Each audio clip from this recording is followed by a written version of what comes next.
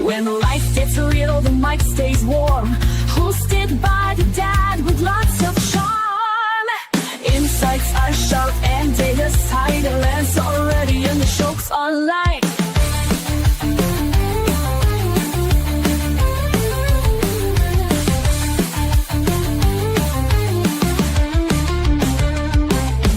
Hot takes, real talk, keeping it true. From high school halls to podcast cues, live a little, learn a lot.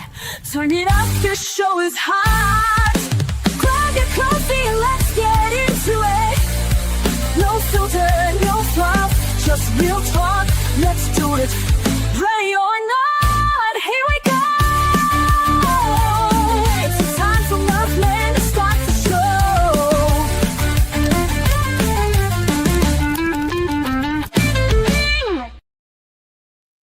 What is up, everybody? How we doing today? How you doing today, Connor? I'm doing good. How you doing? I'm doing pretty good. We're having our new studio here. What do y'all think about our new studio?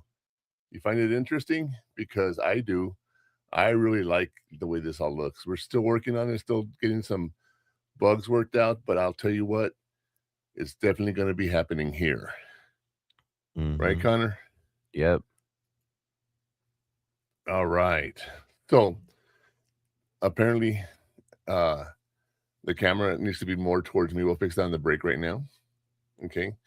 And so today we're going to be talking about relationships in college.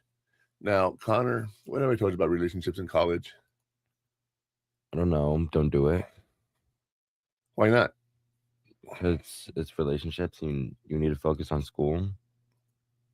Well, that's one reason. That's not the only reason.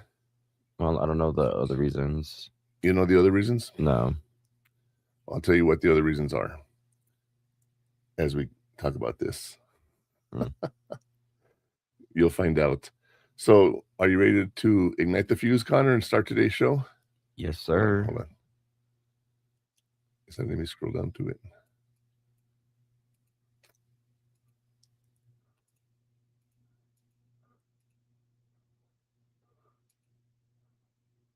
Hold on. So let me scroll.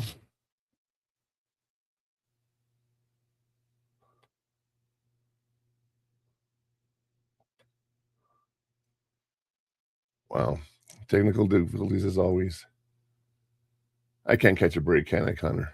Nope. All right. So hold on. What do you mean it's not letting you scroll? I can't get to the media assets.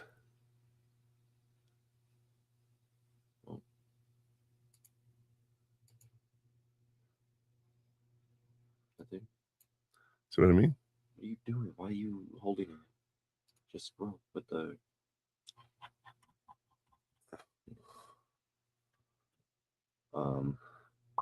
Let me refresh this. You're in StreamYard, right? Mm-hmm. All right. Sorry about that. You just want me to do it? No.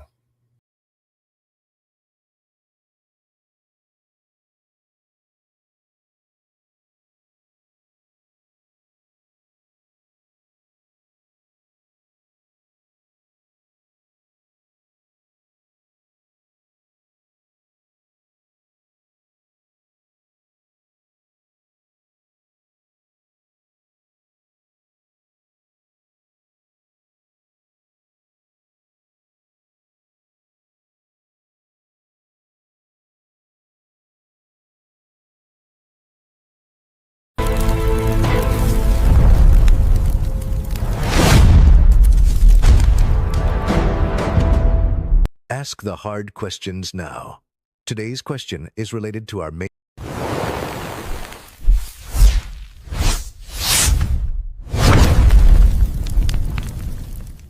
Love should lift, not drain.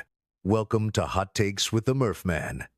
Today, we are talking about navigating relationships in college, balancing love, friendship, and your goals. We're also talking about the messy and magical world of college relationships. This episode helps students stay grounded as they navigate connection and commitment. The goal is to build relationships that support your growth, not distract from it. The fuse is lit. Murph Man, take the mic. All right. Sorry about that. Hold on. I got to fix this.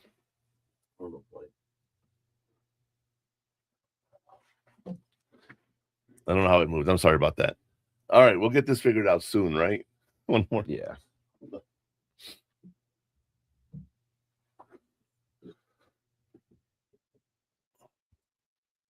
That's not moving.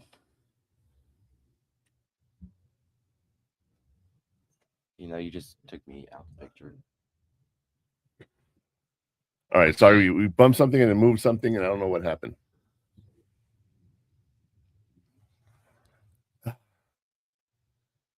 Well, this is our new studio. We're getting everything fixed here.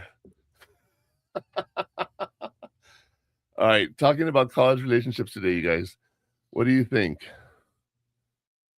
What do you think? Is that something we need to be working on? Yeah. Yeah. Should you have them or not have them? What do you think? I mean, you could have them. It's not bad to have them.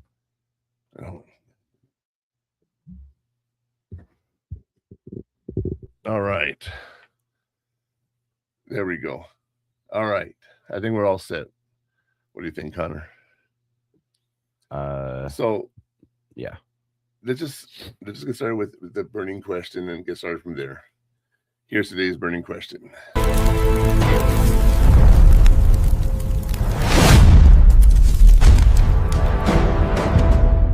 Ask the hard questions now. Today's question is related to our main topic of balancing relationships and goals in college. Here is today's burning question. What are the limits that you set to protect your mental and emotional well-being in your relationships called? Is it A, attachment styles, B, goal alignment, or C, emotional boundaries? This is a tough one, Murph man. I wonder how many will get this right. Well, I don't know how many are going to get this right, but I'll tell you what, we got the police here. They're going to arrest us for messing up this show. Okay. All right, back to the studio. There we go. All right. Yeah, I know it's a little bright. You think? It's too early for that, right? Yeah, a little too early. So, there's nothing wrong with being a little too early, Connor. But I'll tell you what, the burning question for today is here, what are the limits that you set to protect your mental and emotional well-being in your relationship? Is it called attachment styles, goal alignment, or emotional boundaries? I'm gonna say the emotional boundaries. I would agree with that. Emotional boundaries are there to protect you and your well-being, because you need to have the boundaries set up. That's the bottom line. You need to have those boundaries set up, because if you don't have those boundaries, those lines, you're not going to do really well. All right. And you want to make sure your relationship support is growth and is growing, I should say, and not draining your energy. Because if a relationship is draining your energy, making it bad, you're going to have a hard time. I agree with that. And what ends up happening is we get drained and we're not happy in the relationships or anything. Right. And have you ever set boundaries like that, emotional boundaries, where you say, this is not something I want to do? No, because I never had that much issues. No. Okay. I don't really get emotional that much. No, it's not about being emotional. It's just protecting yourself emotionally. That's what I mean. So I'll tell you what, let's talk about today's hot take real quick. Here we go. Today's hot take. Nobody is going to tell you this, but you need boundaries. Today's hot take is, if a relationship, romantic or platonic, costs you your peace, your purpose, or your GPA, it's too expensive. The goal is to build relationships that support your growth, not distract from it. Murph man, it's your turn to fan the flames. All right, you guys. If a relationship is romantic or platonic, you want to make sure you have everything you have. You don't want it to affect your GPA or anything. That's important. Okay. So keep that in mind when we talk about this. when you think about relationships, you think about someone that's going to be there with you through all the tough times, right? Mm-hmm. And someone's going to be there with you all the time. And what ends up happening is you spend a lot of time together. You know, you go on dates, you go places, you do things, and it's hard to keep a relationship with someone if they're not doing their part and they're really pulling on you. And how many times have you heard someone say, well, my boyfriend says I'm not spending enough time with him or her, right? I've heard that a while. Yeah. You know, is that fair to you and to them if you're in a relationship and that's all it is? No, right? Mm-mm. So we got to be very careful about what we do and understand that as a relationship, it is something that can be beneficial if both of you are involved in it. Okay, because it can't just be one way. You know some of the girls I've dated. Okay, Mhm. I think you know your mom. Yes, Right. I would hope so. Great relationship with her. You know, I've had good relationships, but this last one I was in, I honestly don't know why I stayed in the relationship. Do you? I don't know. I don't know, I told right? you to leave like 3 times. Yeah, I should have left after 2 months, and then after But Christmas, How long did it last? a year and 3 months. Yeah. You know, I should have left after 2 months. Yeah. Sometimes you gotta know to cut your losses, right? Like you gotta know to hold them. Like Kenny Rogers says, you know, you gotta know how to fold them. It's, you know, when I talk about this stuff, guys, it's not about me giving you my ultimate advice. It's not about that. It's about you hearing my story and understanding that things have changed. I've learned from it. In this last relationship that I was in, I'm not going to sit here and say it was all bad, but we never really got to see each other. So that's what the problem was. She lived across the border, and for me to go over there is a pain. I didn't like it so much, and the wait times is just amazing, you guys. It's so difficult, you know, to cross over. If you don't know anything about a border city, I'm telling you, it's crazy. But when you're sitting there and in a relationship, and you ask yourself, what am I getting out of this relationship? Is it helping me or is it hurting me? That's a big deal, right? Is it helping me or hurting me? So think about that anytime you have to deal with relationships. And if there's anything that needs to be said, okay, Mm-hmm. you need to say it. You can't just ignore people. You got to be able to say what you're feeling. Okay. Mm-hmm. I'll tell you what, when we come back from the break, we're going to talk about that in a lot more detail. Yeah. So we will be back after the break. It's time for a break. Hot Takes with the Murph Man will return after these messages.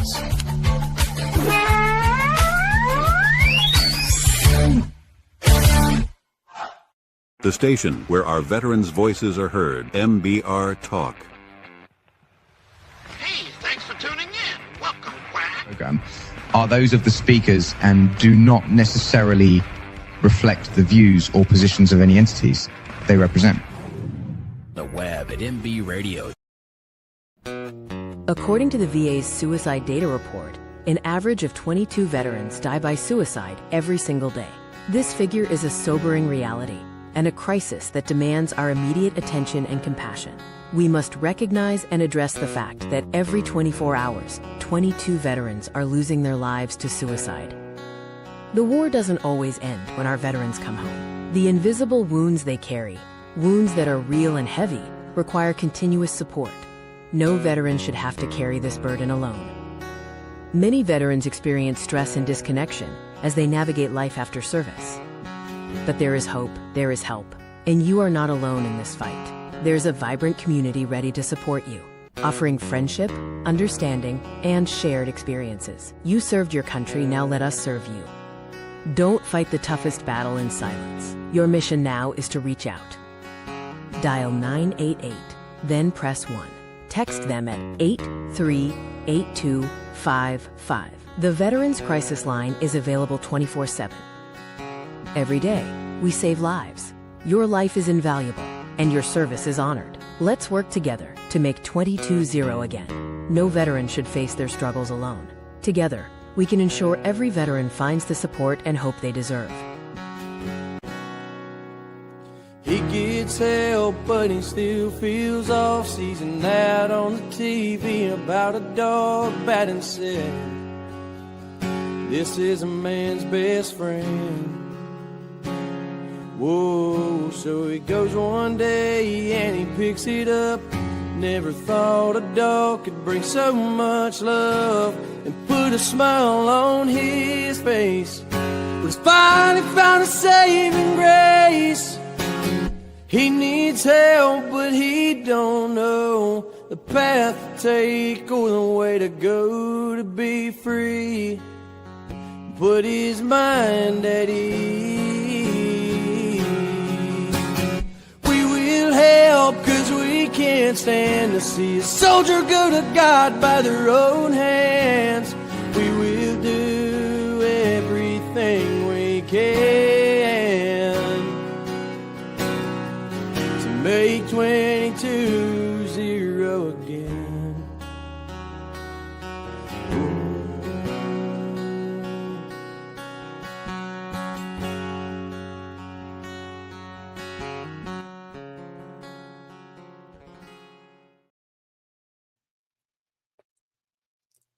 All right, you guys, I got to tell you, if you were here for the break and you heard the song, and those of you who are on TikTok didn't get to hear it, there's a song by Ryan Spencer called Make 22-0 Again. It's about veterans who are in need of help, and they're trying to get things done so they can get some help.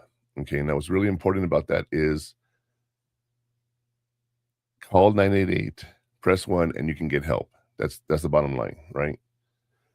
Our show is sponsored by Die Tired. It's a band that actually supports mental health wellness, and it's really interesting because we have a few songs from them. So you guys, on the next break, you'll hear some of their songs, and I hope you enjoy them as much as we do.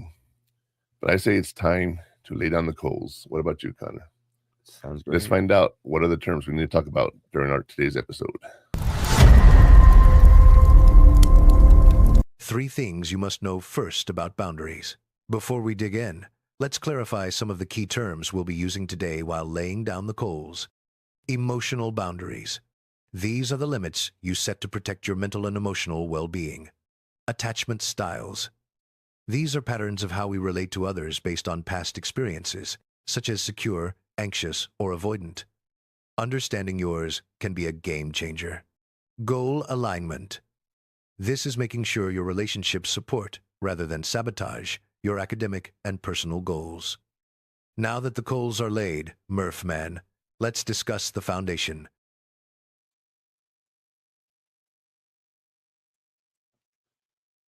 Foundation of relationships.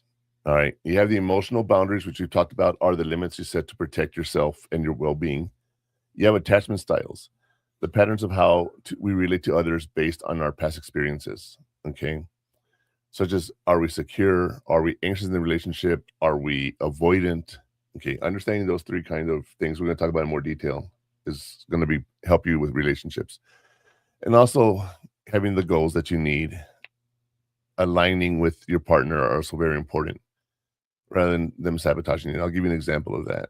I'll talk about this a little in more detail again, but if you're going to college and you're a freshman, you meet someone, you fall in love, and you're together until you're seniors, and then she gets a job in New York and you get a job in LA.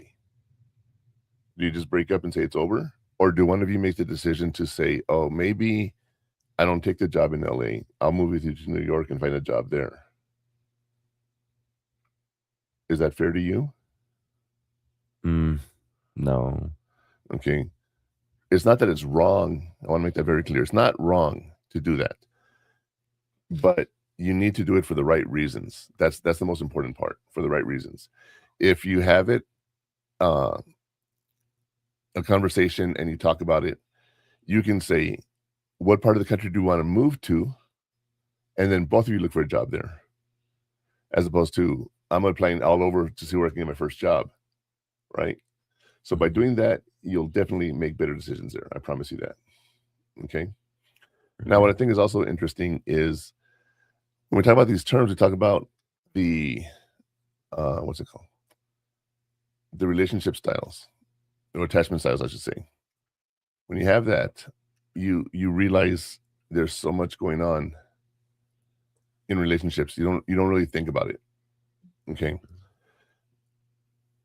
The anxiousness, the tiredness, all that there is just one of those things that people don't really go into a lot of detail with because it doesn't help you. Okay, because you don't think about relationship styles. Well, you've heard of love language? That's relationship styles, isn't it? No, not really. Well, if I like to buy stuff and show you that's how I love you, that's love language. That's love language. But the reason I'm doing it, is it because I'm anxious you're going to break up with me? Is it because I truly love you and I want the best for you? Right? There's so much here, you guys. But I'll tell you what, one of the best ways you can do this is by listening to a story from the fire.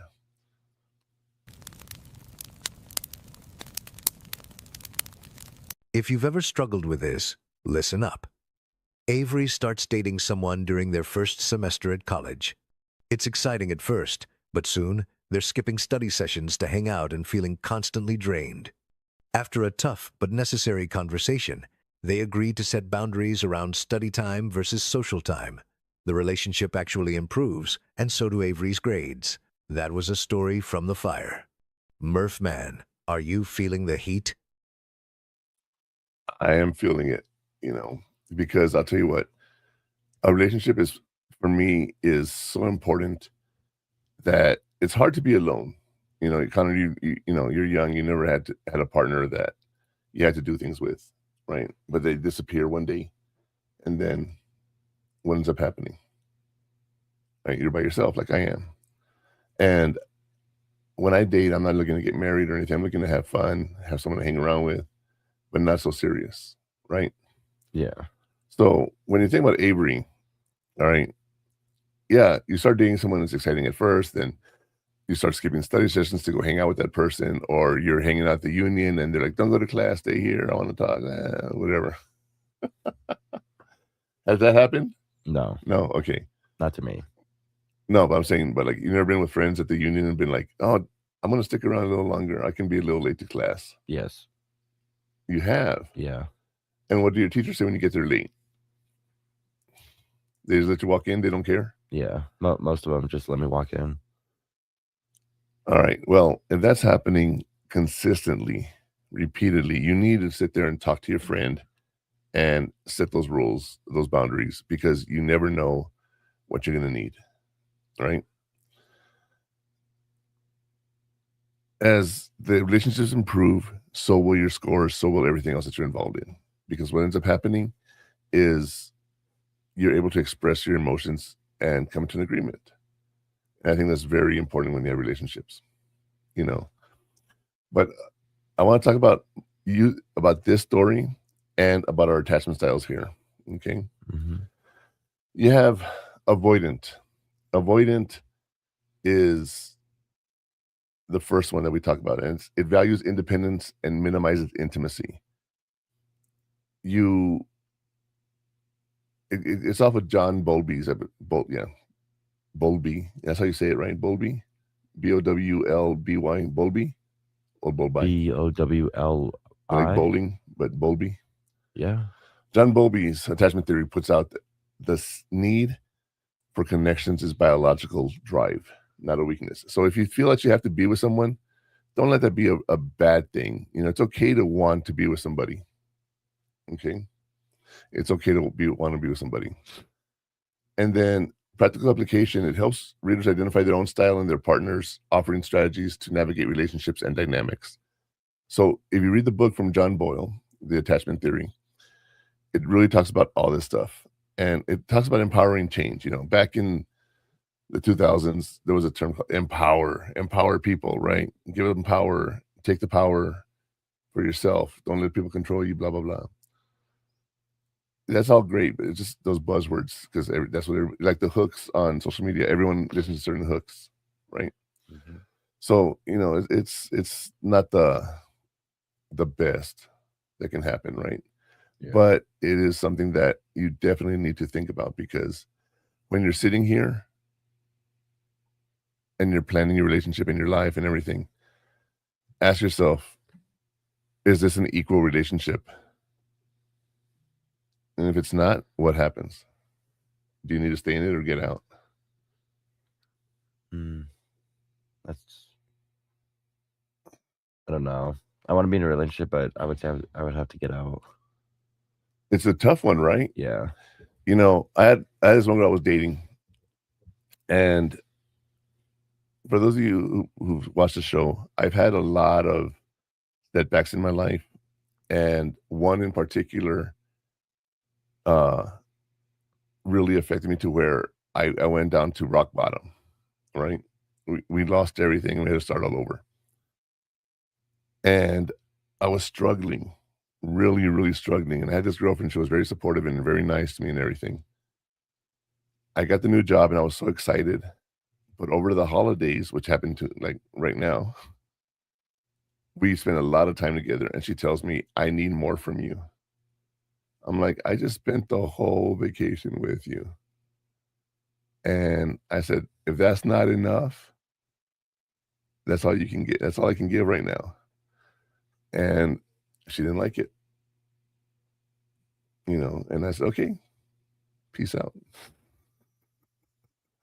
You know, I liked her and everything. Again, I'm not looking to get married, but I'm not going to let people control me like that. You want to do more? I literally spent 2 weeks with you. And you're saying that wasn't enough? What more do you want? You want to move in together? That's not going to happen. Right? Nope. So it's one of those things that ask yourself, are you going to stay in that relationship, or are you going to empower yourself and step away from the relationship, even though you know you need the relationship? Right? Well, what do you mean, even though you need the relationship? Well, we all need somebody. No. Okay, let's talk about, okay, I know you're taking psychology. Do you remember Maslow's hierarchy of needs? Okay, the first need is the physical needs, physiological needs. You need food, clothing, water, shelter. You need that to survive, right? Yeah. Then you have the safety needs, where you're safe and secure, meaning that those food items, the water, your place to stay, your clothes, that's stabilized, right? You're not in danger every day. And then once that happens, then you can start belonging to people. Okay.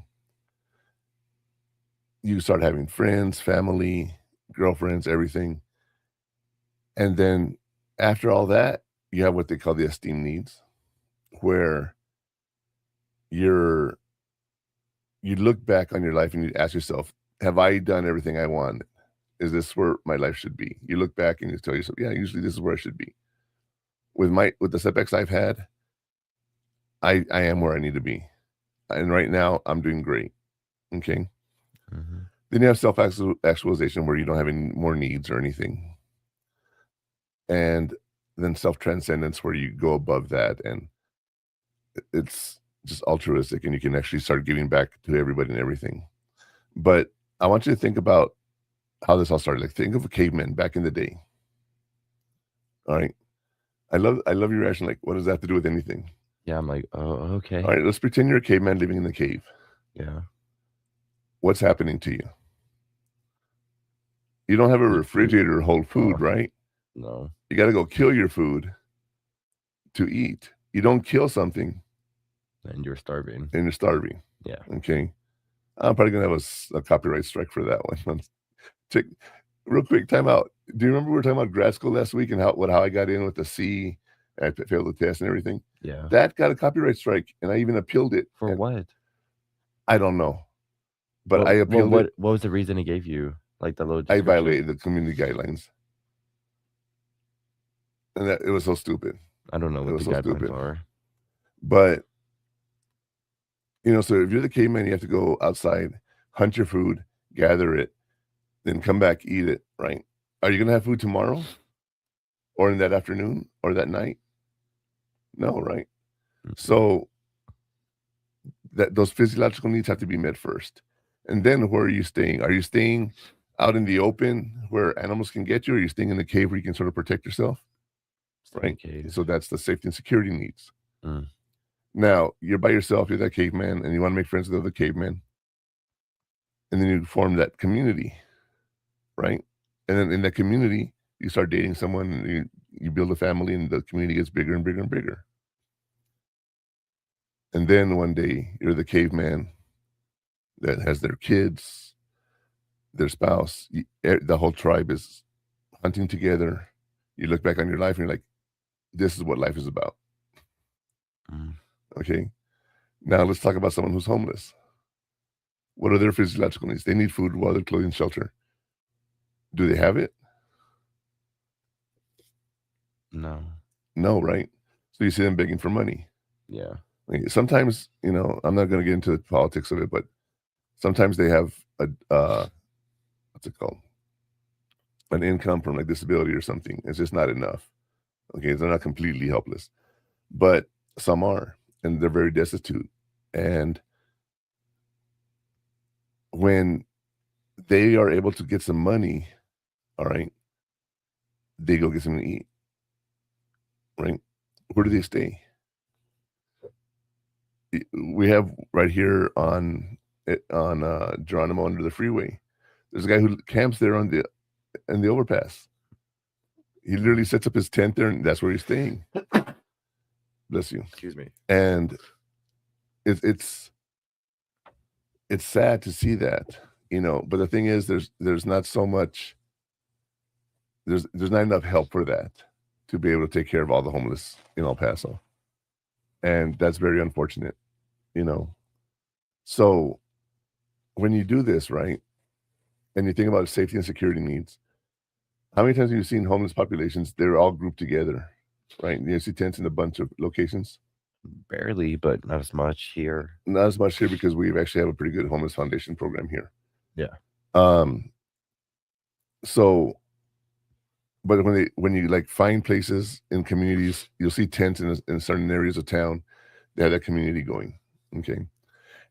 So, they may not get to the self-esteem part of Maslow's theory, where they're evaluating their life and saying things are good. But you will have that the same needs are for everybody. Okay. So one thing I'll tell you guys, if you could and you want to donate, I recommend, everyone says, where do you put the money? If I were to ask you, where do you think your money can do the best? Connor, where do you think your money would do the best? Like on a website or like just organization or anything? Any organization that I know. Oh, I don't really know any donation organizations. Well, for example, there's one called Wounded Warrior, right? And it's about veterans who come home, active duty people who come home injured, and they need help, right? So people donate to Wounded Warrior thinking that's helping them get better. But what Wounded Warrior's mission is, if I'm not mistaken, if I'm wrong, please correct me. But it's to bring awareness to veterans who are injured. Because about 85% of their budget is on advertising. That's all they do. They advertise about Wounded Warriors. That's not a bad thing to donate to, but everyone thinks it's helping the soldiers get better, and it's really not. It's just educating the community about them.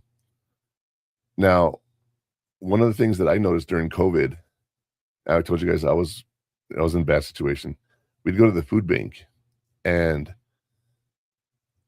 I would take friends with me, and we'd all get our share of food. The lines for that food, right? They were long, 2 to 3 hours to get a little basket of food.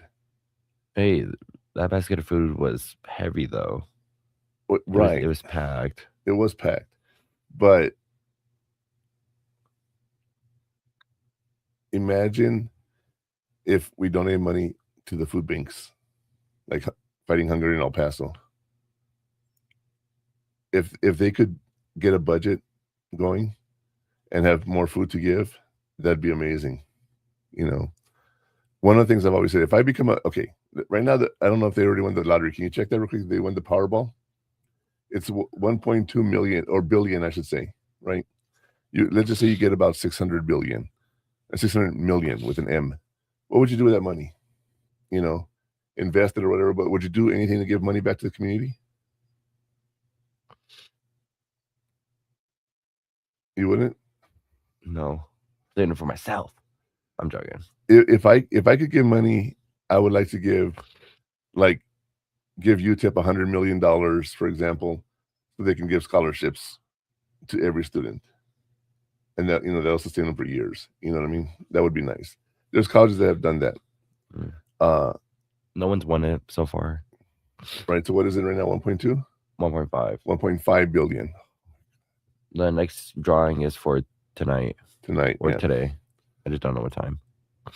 I think it's 9 o'clock or 8 o'clock. Anyway, I digress. We're back. Let's talk about relationships again. Maslow's hierarchy of needs talks about belonging. So you need the belonging. You need someone there. But one thing you do need for sure is you need to have friends that will help you through the times and relationships and everything. But you also need a direction of where to go. And that's what we talk about in the heat map.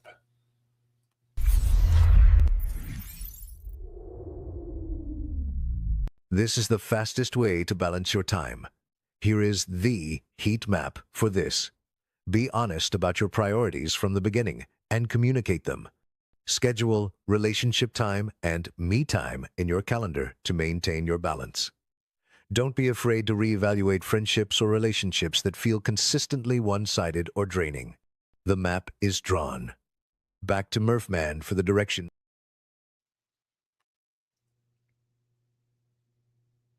Okay, that just cut out. Yeah, wow. Okay, sorry about that. So yeah, when you think about the heat map, is the direction of where you're going to go. So 1, be honest about your priorities at the beginning of the relationship. Okay, communicate them. Also schedule relationship time. I used to have a really busy job, and Friday nights was my quote unquote family time. Saturdays was our day to go out and do stuff with the club, and we would drop you off with your auntie. Mm-hmm. And then Sunday, we would do something with all the family. That was my weekend, unless I had something going on that was pressing or whatever. There was times I had to work on the weekends, so it changes plans, right? Yeah. But, scheduling that relationship time is so important. Scheduling your time is so important. You want to be able to do that, okay? And don't be afraid to evaluate your friendships and relationships that feel consistently one-sided or draining. People say, I don't want bad people in my life or anything. But what's my phrase? I cut the poison out, right? When someone's not good for me, I don't let them in my life anymore. I cut them out. And that's one of those things that if you're doing that consistently, right, you are able to, what's the word? Be happier, right? You'll be able to be happier. I guess, yeah. Because your needs are met and you're not having any negative stuff with the relationships. There's just so much going on here. I think we need to take a quick break, Connor, and we will come back and let's talk about this in more detail. Yes. All right. It's time for a break. Hot Takes with the Murphman will return after these messages.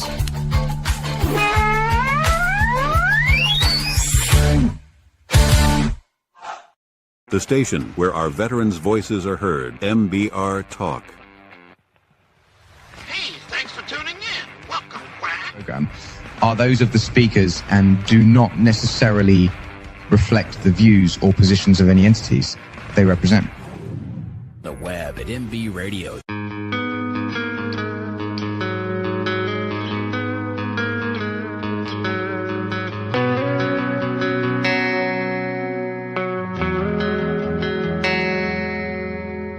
Sneak take a moment, take your time, let it set right. Let it drive right down in your conscious tide. Lean into the better times. 'Cause in a minute, in a moment, you'll notice a shining light, one that draws you in from deep inside. Reach out and connect tonight. You know my name. What colors do you see? Influence reality. And figures and shapes, alive for you and me. Influence reality. 'Cause there's a second, there's a session, there's something that comes to you. Trails that lead us to and through. Elevate to new. 'Cause there's a second, there's a session, there's something that holds them tight. Let you see this world through brand new eyes. Reach out and connect tonight. You know my name. What colors do you see? Influence reality. Figures and shapes, alive for you and me. Influence reality.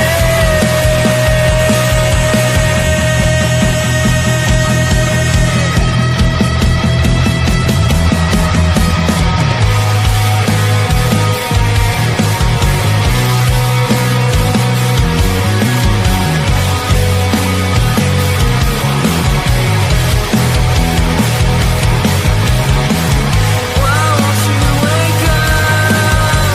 Why won't you wake up? Why won't you wake up? Why won't you wake up? You know my name.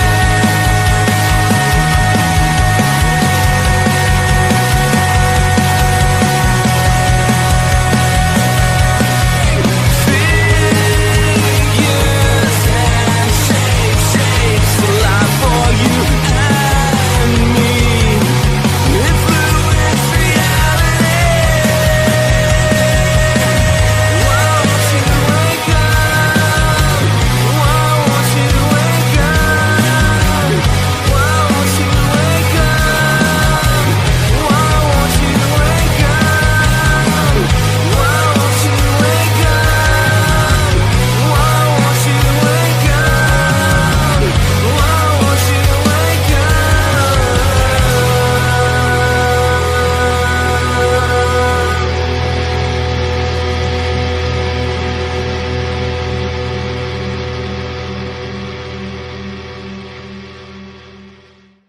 The station where our veterans' voices are heard. MBR Talk. Hey, thanks for supporting our channel by watching and listening. Find us on the web at mbradio.net. Yes. We are back. So let's talk about the next step.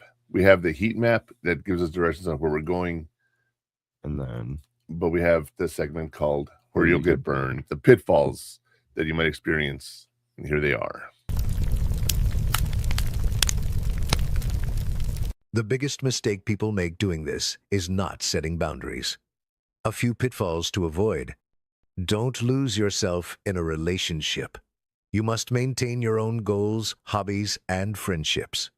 Don't avoid the hard conversations. Use I statements and practice active listening. Don't let drama derail your entire semester. Learn to step back, reflect, and protect your peace. With 25 years of marriage under his belt, I am...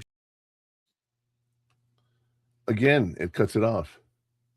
I don't know. What are you pressing that's doing it? Because you're always messing with something over there. I'm going to blame it on you, yes. How?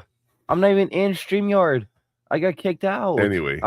I got kicked out of your own studio. Hello? That's funny. Don't be blaming it on me. Don't lose yourself in a relationship. Now, Let me tell you about this. In my first marriage, I changed everything I could to make my wife happy. And I wasn't happy. I changed who I was. I got married to her when I was 19 years old. And when I think about those things, right, I tell myself, what was going on in my life at 19 years old? I didn't really wonder who or what I was doing. That's just who I was. And when I got divorced from her, I had hardly any friends. Wow. Okay. Well, I should say I got separated. I got divorced later, but Oh, that's right, because you guys all had the friend group now. Well, yeah. And they chose her. They didn't chose her. We both lost them. Oh, okay. We both lost them. And when I sit here and I look at all that stuff, I really changed who I was. So what happened was I got married. Well, first off, going back to high school, I really didn't know where I fit in because I wasn't a jock. I wasn't smart. I wasn't a drug addict. You're a little smart in some areas. No, in high school, I was dumb. I mean, I may have had the capacity, but I was stupid. Okay. And I didn't know who I was. So I'll tell you what, Connor. I joined ROTC and I met a bunch of these kids who were Mexican, known as cholos. Yeah. That didn't want to take PE. And I tried joining that group because I was part of ROTC. And I went to go play soccer with them one day. And what happened? They literally beat the crap out of me. Oh. They were knocking me down, running into me, tripping me, doing everything they could. And guess what I did? What'd you do? I went back the next day. Guess what happened the next day? Same thing. Same thing. And then eventually they became my best friends. I literally had to fight jump into it technically. Yeah. I didn't realize it was gang related.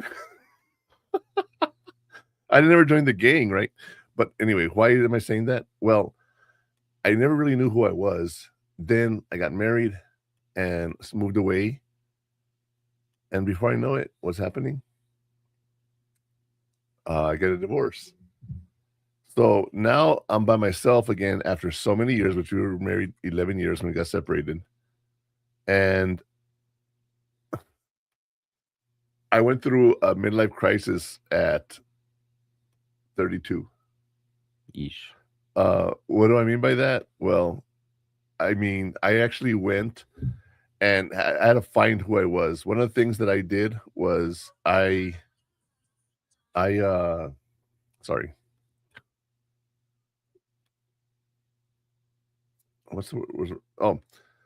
had to figure out who I was. So one thing I've always liked was country. And that's a long story. I'm not going to get into it, but so I went and bought all my country gear, all my boots and everything that we had, and then I'm also a huge rock fan. So I had my rocker metal gear that I would wear, my motorcycle stuff and everything, right? And then I also would dress up a little bit, because I was looking for another girl, right? So I wanted to impress people, so I would dress up. And I had all these quote unquote personalities. Yeah. To figure out who I was. Because I never knew who I was. Imagine right now at your age, I'd be married, dude. Yeah, no. I've heard hella people getting pregnant, getting married at my age. I wasn't pregnant. We didn't get pregnant. We never had any kids. Well, I'm just saying, just like from what I've heard, I'm like, ooh, like how do you guys do that? Right. Well, government help. But anyway. When you think about it, right? I didn't know who I was without her in my life. So I eventually found out who I am, and I'm happy with who I am. And that's good. I have made very, very long strides in my life to get to where I'm at today. And I don't really know who I am, if that makes any sense. Okay, without my I'm sorry. Without, I don't have a lot of friends. Okay, but I choose not to have friends because I choose to live drama free. Right. The last road that they talk about there on the show was don't let drama derail you. Okay. That's what we talked about right now, where you're going to get burned. I just choose not to have drama in my life. You know, I don't think I'm dramatic. What do you think? No. I respond to people's drama. Yeah, but you take it a little excessive, I guess. What do you mean? My responses? And then how you deal with it. Yeah. Like it could easily be like just done with, but I don't know. You just have it like a grudge, I guess. Yes. So you just bring the drama longer and longer and longer when it's already like done. Well, like when I cut someone out, I don't want their negative attitude bothering me. So I mean, I guess. How long am I going to go and let that person back in my life, knowing they've had drama their entire life? So I hold that grudge because I'm not going to do that. You know what I mean? Yeah. So when they say don't lose yourself in a relationship, you guys, when I met my second wife, we had a great relationship.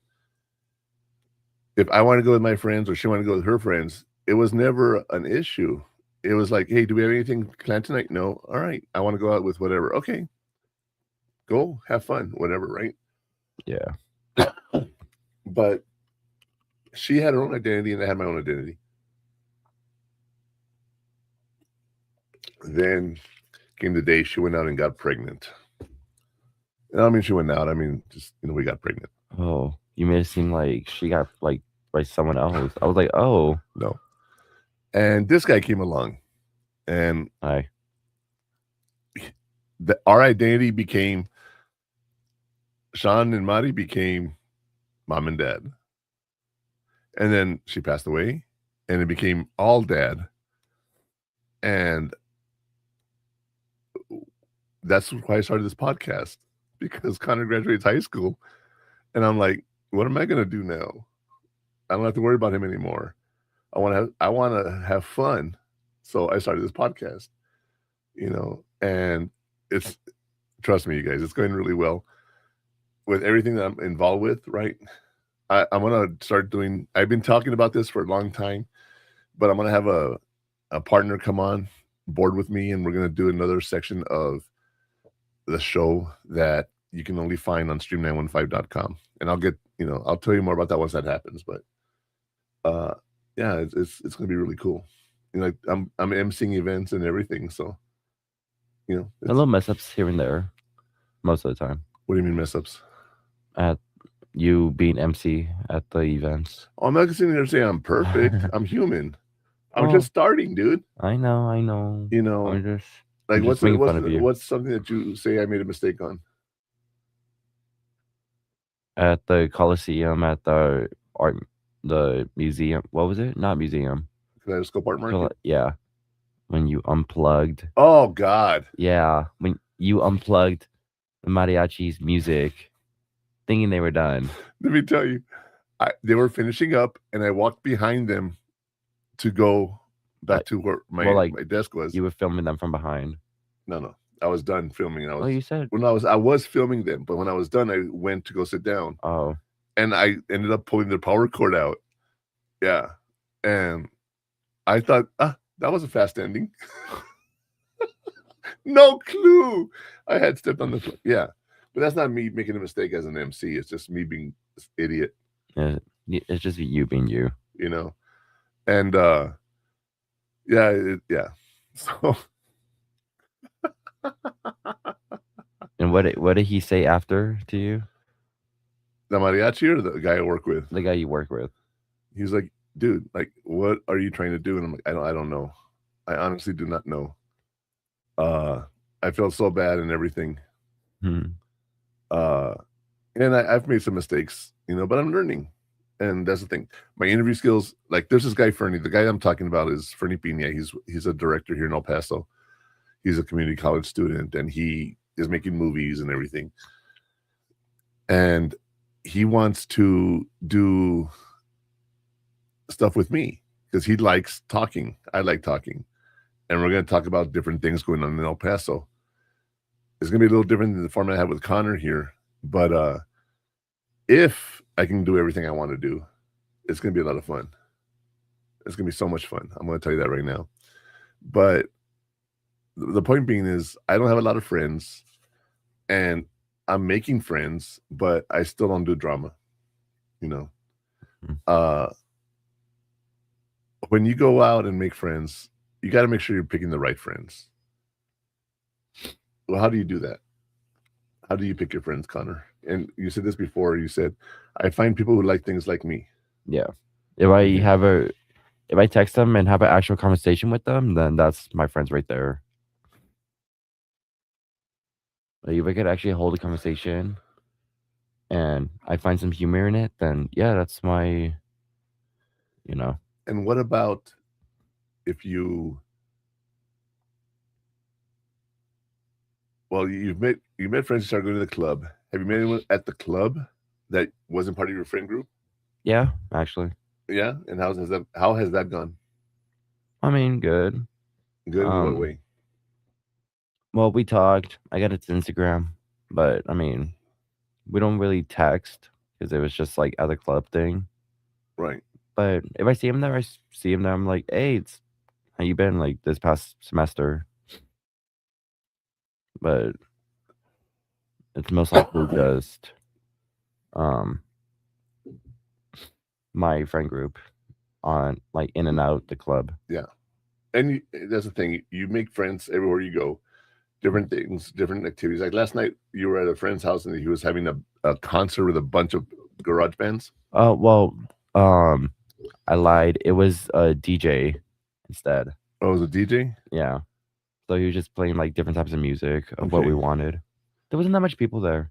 Yeah, I drove by because it was actually down the street from where we live, and we heard gunshots last night. So it wasn't gunshots. I jumped in the car and I ran down to see everything was okay, and it was actually a car backfiring. But even that, you guys thought it was a gun too, right? The way it sounded.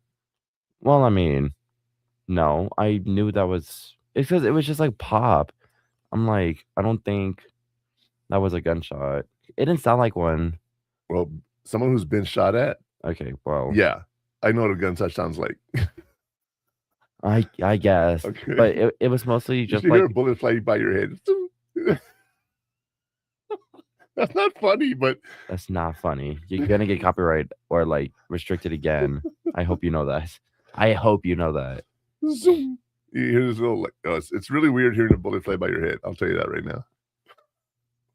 I've heard it before in games, but I don't think it's the same. No, it's not.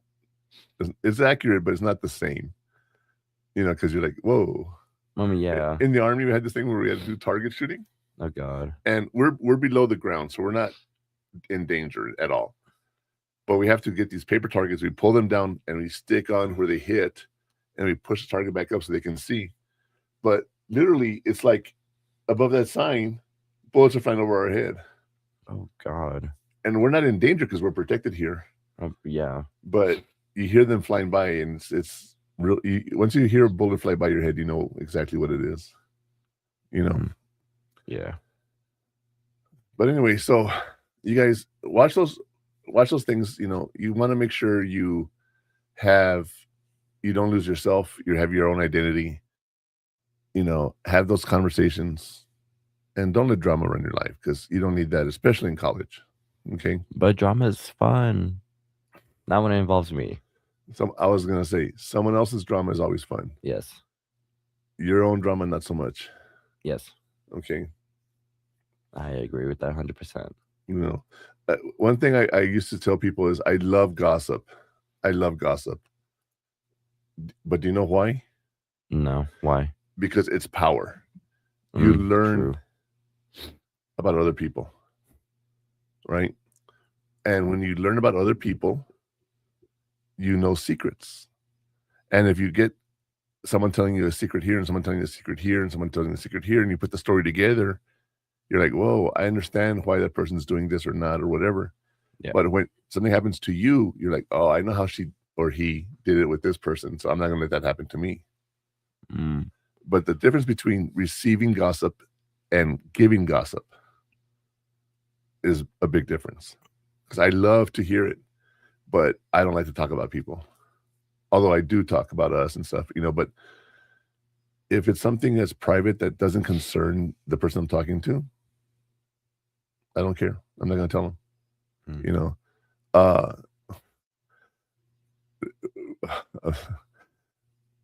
Recently I had a teacher had to leave school for whatever reason, I don't even know. And I had to take over all her classes and everything, and everyone's like, why did she leave? What's going on? Why, why do you care? She left. That's all that matters. Well, I mean, it was just like, if you were friends with her, you would call her and go, what happened? Right. But you're not. Well, I mean, you would want to know if one of your coworkers left. Okay. But if I knew why, and you're asking me why do you want to know? Like, it doesn't affect you. Like I just said. Okay. Because someone in the workplace just left for no reason. You just want to know why. Oh, no, there was a reason, but obviously there's a reason, but you don't know that yourself.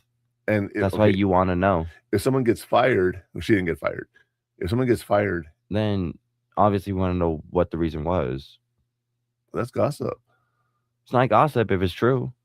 No, gossip can be false or true. Gossip is hearing stuff that doesn't pertain to you. Well, we love gossip. We do. We love drama. Right. So that's what I'm saying. But we want to know why they either left or got fired. If we need to worry about it also, Ah.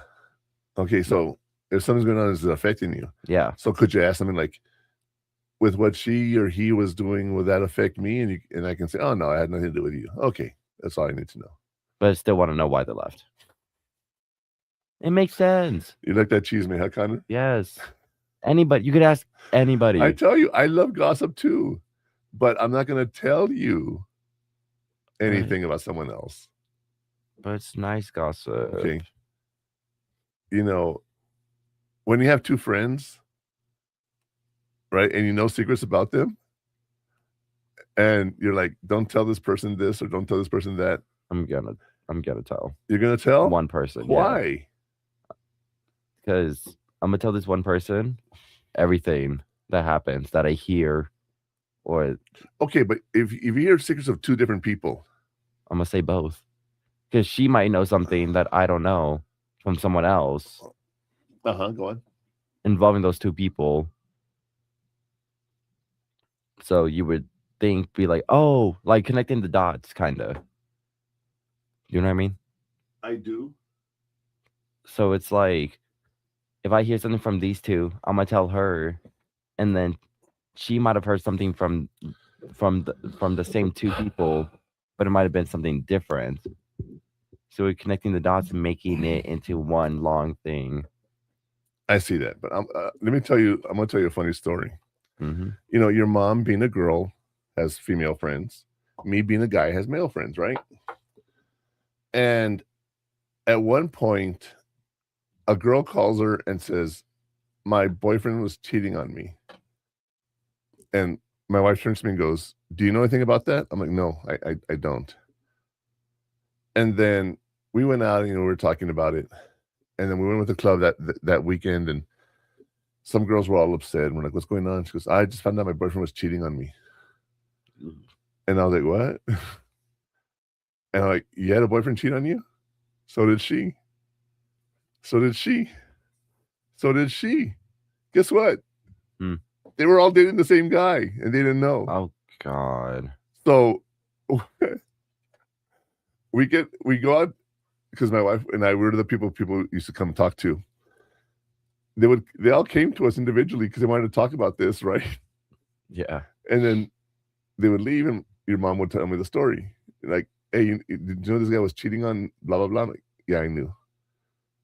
How do you know? Because she told me this and she told me that.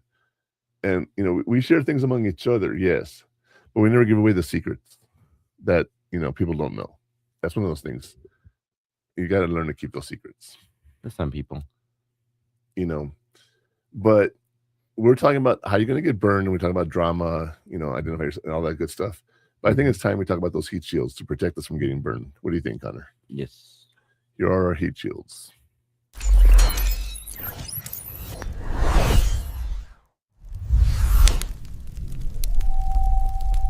It only takes 10 minutes to learn about your attachment style. Here are your heat shields. The book Attached by Amir Levine and Rachel Heller is amazing for understanding attachment styles. Your campus counseling center often has relationship workshops. There are even couple communication apps like Paired or Lasting that can help build healthy habits. The shields are up. That's right. The shields are up, you guys. See, it's not it's not me, okay? It cut out also. I know, Connor. Yeah. So I just like blaming you. Of course you do. Nothing wrong with that, right? Blame him for this and that, blah, blah, blah, blah, blah, blah. Always. And yeah, I'm not even there. I swear to God, it'd be something like, I'm not even in the house for. And he's like, what'd you touch? I'm like, nothing. I'm with friends. I didn't touch your studio. Damn. It's because he doesn't touch anything, and he makes he wants me to do like a mine or something. He's like, what did you do? Well, yeah, if it's like on your side of the table or something, can you do that for me? And then you like for example, right now, I was on the phone with him. I was coming in. I said, do me a favor, open up the StreamYard for me. So I have 7 profiles of Chrome on my computer. On his taskbar, on the low taskbar, 7 different profiles. Okay. Now, I will tell you, one is for this, right? Uh-huh. I have one from MBR Radio. I have one from the Hot Takes with Me that I first started before I became Pure Hot Takes, right? Then I have my personal one, then I have my work one, and then I have my professional one. That's 6. What am I missing? I don't know. Oh, and yours. Oh. The college one. School. Yeah. All I have is just my personal and my school. That's it. Right. But it's mostly just my school. But I have them all separated. It's all on passwords and everything. You don't need different profiles with passwords. You know that, right? Yes, dude. Okay. I just hope you know that. I'm like, you can keep all the passwords under one, right? Yes. Okay. Because that's what I do. Okay. But if I have Walmart on 2 different accounts, you can save multiple passwords under the website. You're right. But if I have them on different accounts, I can actually open those files and I don't know why I would have to. I'm just saying, do that. So, but yeah, so I try to keep everything separate, just because it keeps it more organized. Yes, I could do folders. I know. I could do profiles. I know. You do folders. I don't. Okay. I don't even have any profiles or anything. Let me see. What do I even have? I just have Google. I'm not even logged in. Oh no, I am. Well. Anyway, the point being is, am I logged in? I call Connor. I'm like, hey, can you open this for me? I wasn't even logged in. And he's like, there's no folder or no bookmark for that. I'm like, what are you talking about? But I never told you which file to open or which folder or Chrome profile, right? No. I saw just logo. the logo, and I'm like, okay, that one. By the way, what do you guys think of our logo? It's pretty cool, huh? Yeah, we painted it. But yeah, so I was like, Connor, just hit creator. And he's like, what? I am hitting creator. There's nothing. It's a different profile. Yeah, I didn't know that. Thanks for telling me. So, he's making it seem like I know everything about his computer already. Yeah, we assume. He does this. He makes me he assumes I know everything because I'm always there, but I don't. Yeah, if you're there with me, I expect you to know it. Yes, that is true. But I don't know where to go though. I see you do it, but I'm like, I don't know where to start it. And how many times have I tried teaching you? I don't need to know that. Well, that I know, but you show me something and okay, you show me something, I'm like, okay, done, right? Next day or a couple of days after, you're like, okay, go to my computer and go do this. I'm like, where? Oh, here. Oh God, what? When I told you to move the TV, how to connect it, and you went to my desk. I'm like, what are you doing at my desk? Yeah, it's because in the studio he has a TV at the end of the So you can watch the table. football games. Yeah, while we do this, and he was like, it's because his desk is in the living room, and hold on, let me. Well, the office. The office, yeah.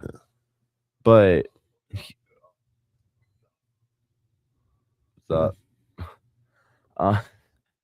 and he has two different like he has his laptop and two monitors, so it's like a triple split screen, I guess. So I opened it up and it wouldn't show up. I was like, why is it not showing up? I'm like, it's active, but it's not showing. I'm like, oh, it's probably on the monitors over there. So I walked across the house to go over there, realizing his computer's not there because I had the computer.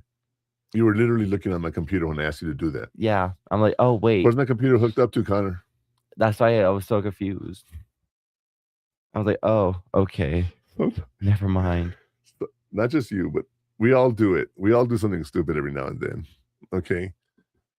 We all do something stupid now and then. And that's just part of growing up and being a person, you know? I forgot what we did that was stupid, but it was funny when we realized it.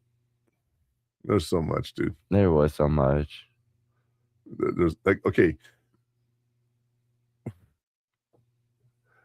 Anyway, let me just finish this. No, let me finish this and we'll take another break and then we'll talk about something. Okay.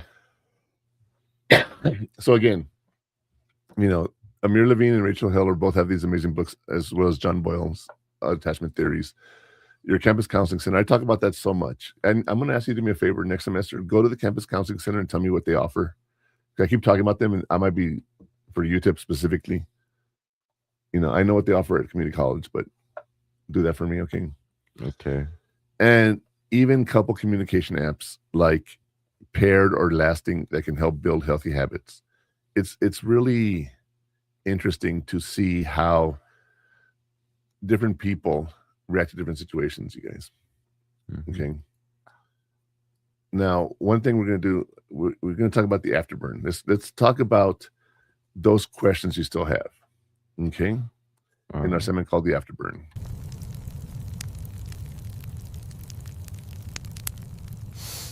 The one thing people who manage relationships never talk about. Here are some questions for reflection. Do my current relationships energize me or exhaust me? Am I showing up as my full self or shrinking to fit someone else's expectations? What boundaries do I need to set to protect my time, energy, and goals? Reflection complete. Murph Man, time for your thoughts before we talk about Connor's favorite topic, technology and AI. Connor, get off your phone. I'm not even on my phone. I haven't been on it this whole time. You're so lucky I wasn't on my phone. Wow. Wow. I only looked at it to see a message like earlier today. That was it. I'm on Do Not Disturb. Yeah, you thought you were gonna get me there? I thought I was gonna get you on that one. No. So yeah, so do your current relationships energize you or exhaust you? That's what you have to ask, right? Are you getting something from it? And I'll tell you right now, I have two friends in particular that I hang around with a lot. And at one point they were both having drama in their life, but it wasn't like a bad drama. It's like just stuff going on, like a new program at work and new rules, you know, stuff like that. And yeah, the bosses weren't being very cooperative. And so I was talking to both of my friends constantly. And I'll tell you what, I did not, it was hard to talk to both because that's what was happening, right? They were exhausting me. I'm not going to lie. But guess what? They were there for me when I needed it. And most of the time, yeah. So I could put up with them for a little bit. For a year and 3 months, yeah. I'm not talking about her. I'm talking about my two friends right now. Oh. And I'm not talking about dating. I'm talking about my friends. Well, I mean, you could date. Well, that's how you date. You date your friends. Well, yeah. Sort of. No, well, sort of. If you're weird, I mean, and just want a one night stand, there you go. Yeah, well, I don't do that. Anyway, also showing up as your full self, or are you shrinking to fit someone else's expectations? Right? Yeah. You see the way Connor's dressed right now? No. That's the way he dresses to go out. Okay. They can't see with my laptop. I know, but the only thing they see is literally just like my jacket, but they can't see like my shirt and all that. Right. But you don't change. I mean, you dress up every now and then, but I'm talking about like most of the time. You're comfortable like I am. We don't really care about what we're wearing. No, I care. I don't like repeating outfits sometimes. Well, but if it has such to go, a girl. But it has to do that. It has to be like that. Okay. I don't know if there's anyone out there right now listening that this applies to. If it does, please come let me know. Okay. Because I will tell you something that I think is hilarious. Both of my wives, both of them had calendars with what they wore. Oh. Every day. Yeah, no. That's okay. Nothing I would do. So it's like, what? And yeah. So do all women do this? Is it something that all women do? I'm not a woman, so I wouldn't know. Well, you just got through saying you keep track of all your stuff. Sometimes, yeah. And last but not least, again, boundaries. Do you need to set them to protect your time or your energy or your goals? Because sometimes they don't align. Yeah. But we're going to take a break.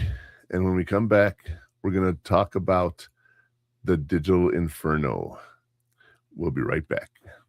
It's time for a break. Hot Takes with the Murph Man will return after these messages.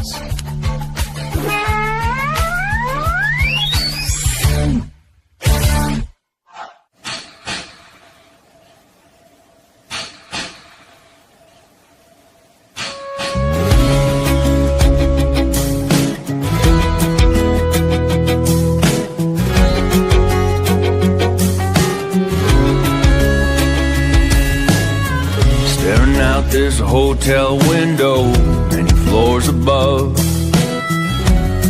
What's missing down there is love. Thinking through the smoke that fills my mind. Don't worry, it's not my first time. Adios, amigo. So glad I seen you.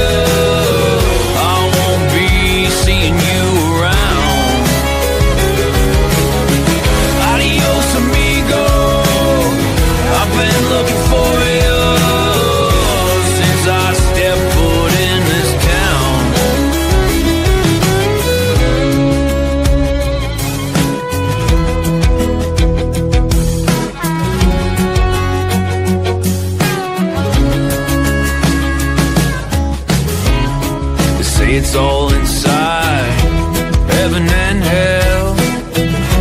What happened to that angel when he fell?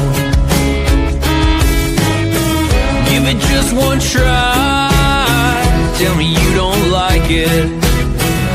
Be God for a moment, don't despise it. Adios, amigo, so glad I seen you.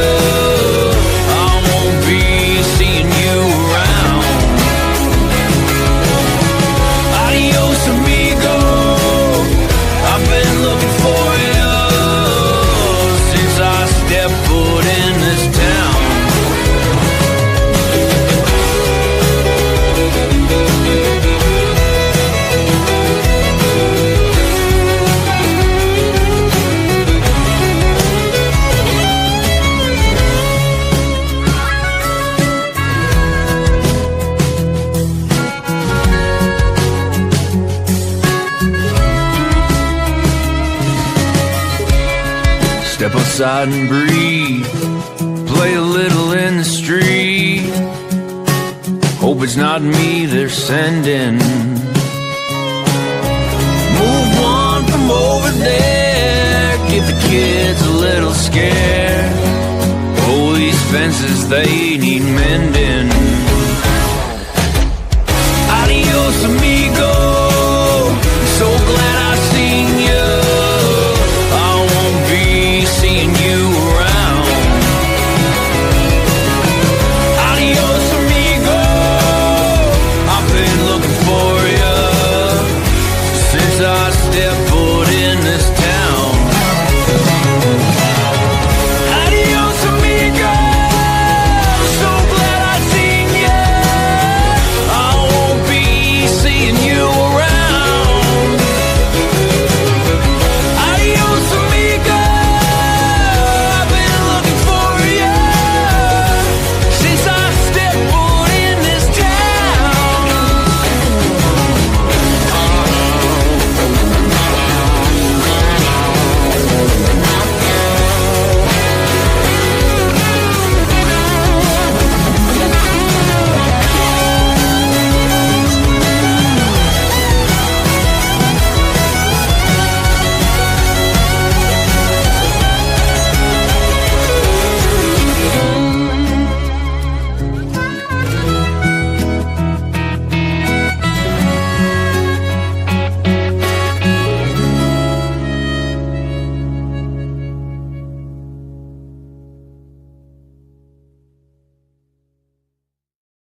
Before we jump back in, a quick reminder of where to find us. For all the short clips and highlights, make sure you're following us on social media.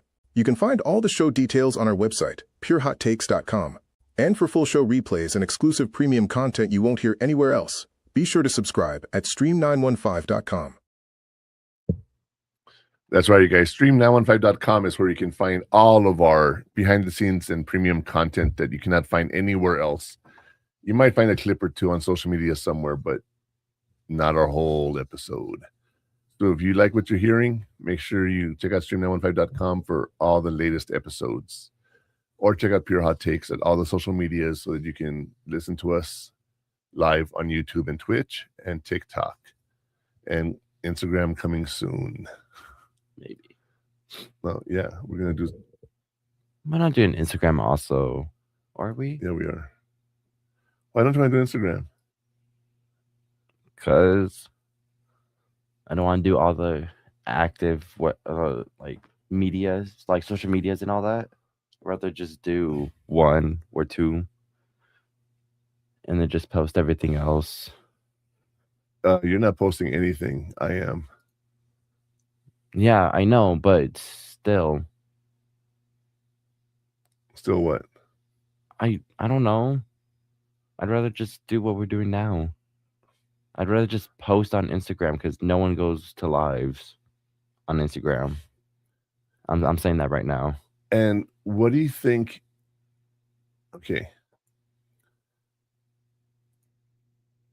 We're trying to get the word out, right? I know we are. Okay, so it's one of those things that you ask yourself. It's really not going to benefit you as much as TikTok would or Facebook. In 1 month, I've gained 1,000 followers. On Instagram? No. That's what I'm saying. But on views, we have. Do you know how many views? Okay. It pushes it out, but I don't know how many people actually looked at it. But that's not my point. It's getting out there. And that's what technology is about right now. Social media and AI. Mm-hmm. And the more you can get out there, the more people will get eyes on you. Okay. I guess. One thing that I have a post right now that is doing pretty good. And I'm sharing that because I want to tell you guys this. I have 32 followers. 30, that's not a lot of followers. You're laughing, Connor. You're laughing, right? Mm-hmm. But I also have 35,000 views. So that's almost 1,000 times. 35,000 views on one video? No, or total. Out of like what, 30 days? Yeah. Okay. But what I'm saying is only with 32 followers. Okay. So there's ways to build it, and part of it is going out and doing live streams. Mm-hmm. So let's talk a little more detail about the digital inferno in the digital inferno segment.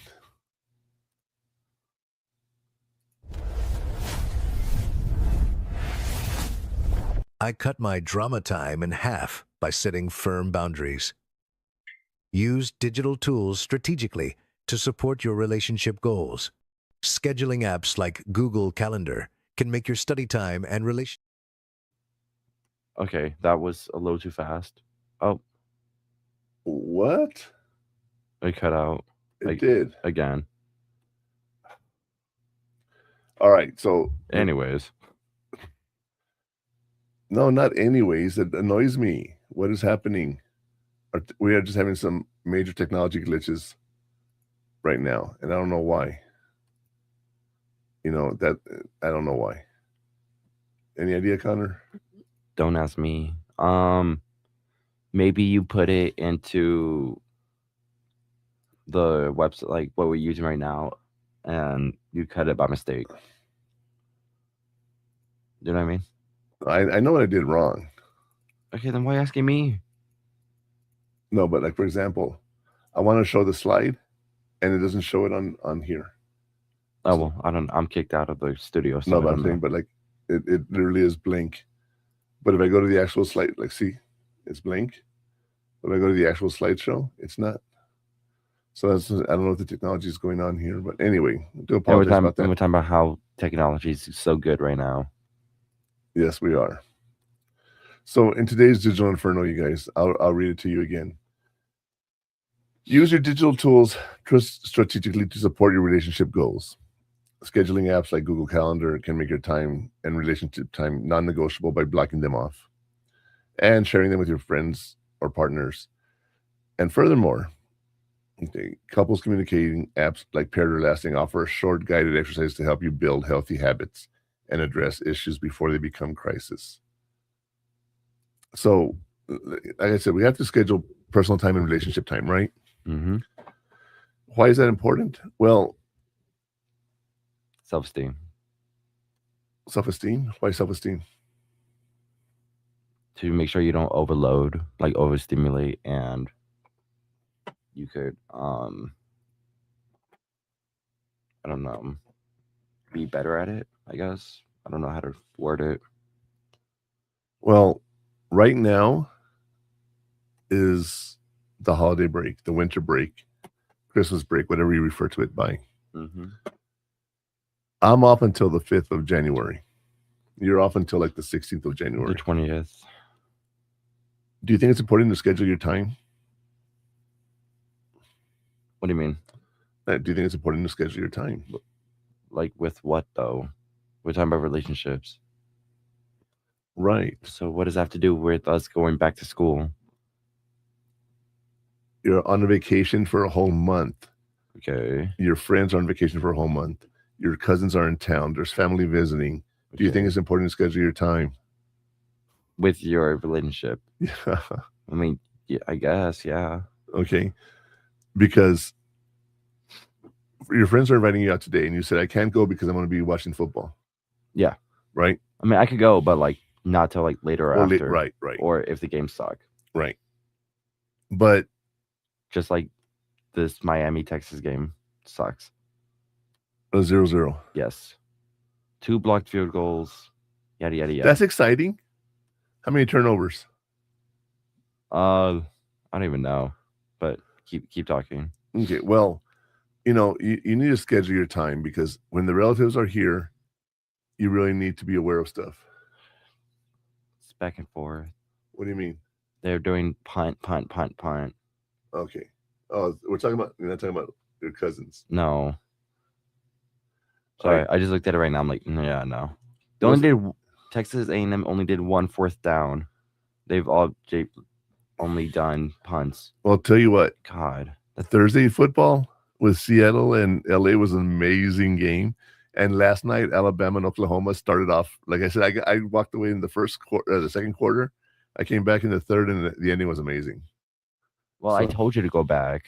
after Yeah. after halftime. Yeah. Because I was like, what do you mean? It was 17-0, dude. Like, come on. Yeah, and then it was 17-10. Yeah. So anyway, thank you for telling me that. You're welcome. But the holidays are here. One of the things I do during holidays is I make appointments for our medical stuff, right? Our dental stuff. Everything is done this week. Our physicals, all of that. Dental, which is in 2 days or tomorrow? 2 days. Monday. Yeah, Monday. But I have a lot of things going on this weekend. So, you know, it's really important to schedule stuff. I've always said that that's been something I've been promoting the entire time here. Okay. Using apps, scheduling yourself. You can also ask like your Google Gemini or Microsoft Copilot or whatever AI you're using to schedule things for you, and it'll call you and tell you, hey, or not call you, send you a message and say, hey, don't forget you gotta do this, right? So it keeps your relationships in order when if you actually have a calendar and you block it out and you look at all that stuff, right? Mm-hmm. You're gonna see how your time is spent so you can make time for everybody. Okay. Your cousins are going to be in town. I want to plan something with them. Just one day, yeah. Or something. Because I know you don't want to see them multiple days. No. I would love to see them multiple days, but I am also realistic that, you know what? Let's talk about, not my cousins, but let's talk about holidays and families real quick. Okay. You guys, for those of you who are at home right now visiting your family, you don't have to spend every day with your family. You don't have to spend every day with your friends. You're back in town. You go see the people you miss most that you want to see. If they want to see you and you don't want to see them, you don't have to see them. Don't burn yourself out by doing that. Okay. Connor, what have I told you about Christmas? What do you want to do on Christmas? Right? You're like, well, I don't know. Well, not even just for Christmas. I just don't know what to do for anything. Right. But I told you, if your friends invite you somewhere, I would rather you go with your friends than be with me. Right? But I do want to be with these most of the time also. But on Christmas Day, we have a tradition. Chinese food. And? Out of town. No. Well, that's if we can afford it. I've been putting the money into a studio, so I haven't been able to do that. But what else? Movies. Now, the Anaconda one I want to watch, Paul I think it's Reed. only... Yeah. It's on, but there's also a movie at 10 o'clock called Now You See Me, Now You Don't, the third part. Yeah. And I don't know if I want to see 2 movies that night or wait until 10 o'clock at night to go see a movie. I'm down for that. You know, but how do I know those days are there? Because I planned them, right? And Chinese restaurants are open and theaters are open on Christmas. I don't know why, but that's just a thing. Okay. That's why Gremlins, I know you've never seen Gremlins, have you? The little furballs? Yeah. I've seen it. But it's Christmas and they're terrorizing the town. But again, you guys, don't feel obligated that you have to spend time with your family. You have your own life. That is true. Your family needs to respect that. Your family needs to be there for you. They have to be friends with you, but you need to have your own life. Okay? That is also true. So when you go on vacation and everything, whatever, you know, see whoever you want to see, spend with whoever you want. New Year's Eve comes up. Everybody says you should be with your boyfriend, girlfriend, whatever. What if I just want to go to sleep and I'm tired? There's nothing wrong with that, right? You can choose to just take time off. But I'm going to tell you something, you guys. There's a phone number that I heard about that I want to share with you guys. Okay? But before I give you the number, you got the number there, Connor? Yeah, so I'm just reading something about Trump. The number is 707-873-7862. Yeah, so I'm going to call it real quick. Will they even hear it? Okay, hold on. It's not. Hold on. Say it again, 707. 707-873 7862. Oh, there we go. All right. Listen up.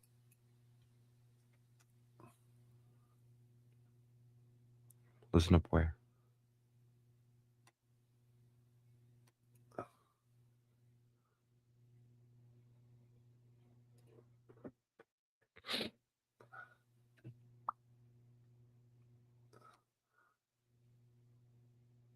Hold on. What are you doing? I'm trying to call it. I hear nothing. I don't hear anything either. Can you see if it's on the board? What board? The Heard that. Yeah, it was just, yeah, right. Let's try again. You just called it. There was no problem with it. Because I was on my phone. I know. What are you calling on your laptop? So they can hear it? What are you calling on your laptop? The phone number. Oh, hold on. What app? Give me the number again. 707 707 873 7862. 7862. Yes. But what app are you using or what? Okay. 707 873 7862. Okay, let's try this again.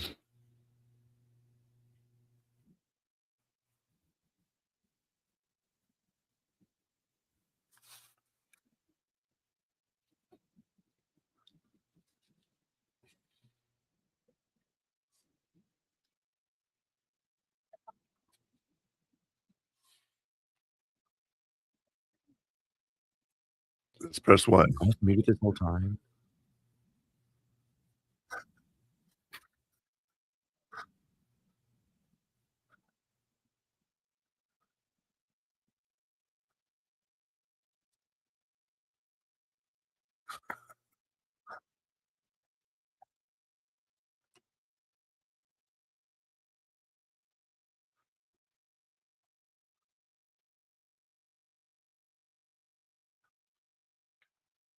And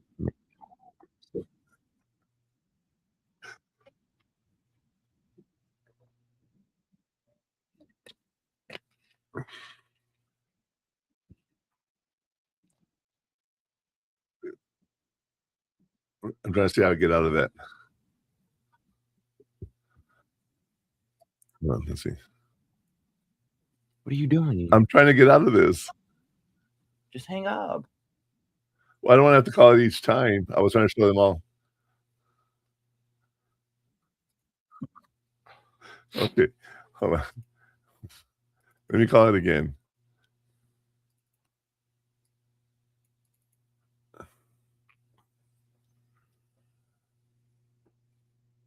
So let's hear all the options this time. Which is the one you pressed? 3. 3?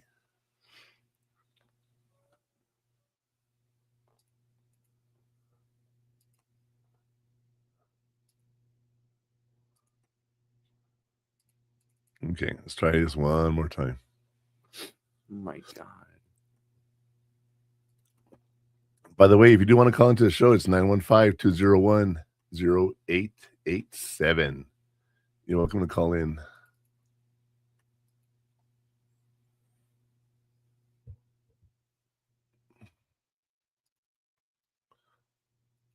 Okay, one last time.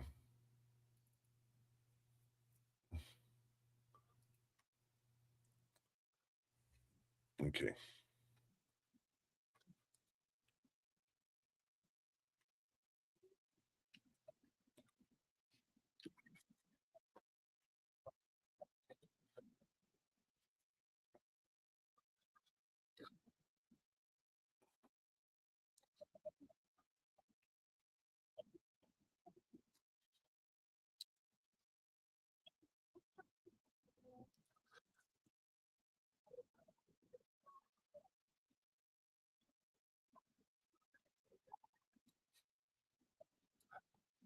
You guys, I love that. I really do. You know, you can find things like that all over the place. You just got to look for them. You know, one of my favorite lines is the what's it called? The mental health hotline. If you're depressed, have someone else press the number for you. If you're so schizophrenic, don't worry. We know who you are. Stuff like that. It's pretty funny. Anyway, you know, going back to the digital inferno here in technology and AI,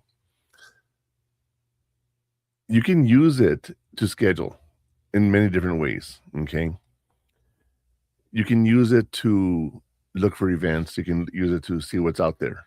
All right. But when you have a relationship, that's a little different because you can't have a relationship with Gemini. Yeah. Right. What's your whole take on robots, Connor? Have you heard about this? Heard about what? Did you? We had a conversation about this on Saturday. And the conversation was that. Sorry.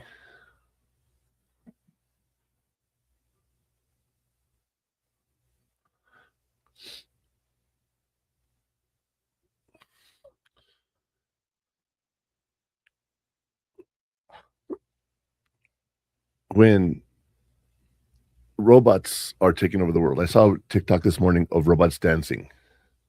I don't know if you've seen that one. I've seen many robots, but okay, yeah. Right.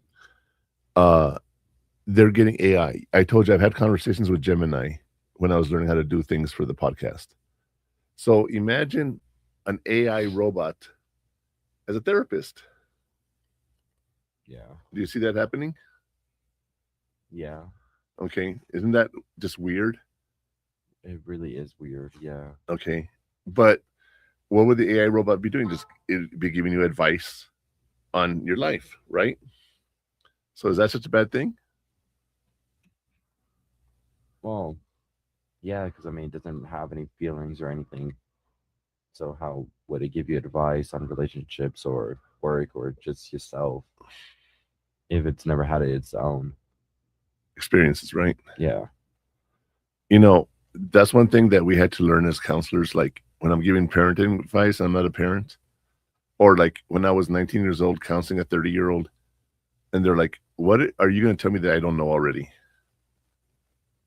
You know, that's a valid point, right? Yeah. But can AI robots start doing this? Yeah. Right. There's people that will have full-on relationships with the robots. It's weird. With no details. Okay. But imagine having a relationship with a robot. That's crazy, right? That is crazy. People actually take the robots on dates and everything. That's the future of people who are introverts. Mm-hmm. Okay. That's the future. That's right. Crazy. Sorry, I got like really bad allergies. Yeah. I sorry. AI is something that everyone needs to learn. Okay. Last week we got together with some friends from the program I'm with, and they were talking about AI automation of events, right? And he says, you know, he calls up the business and says, hey, let me automate your show for you.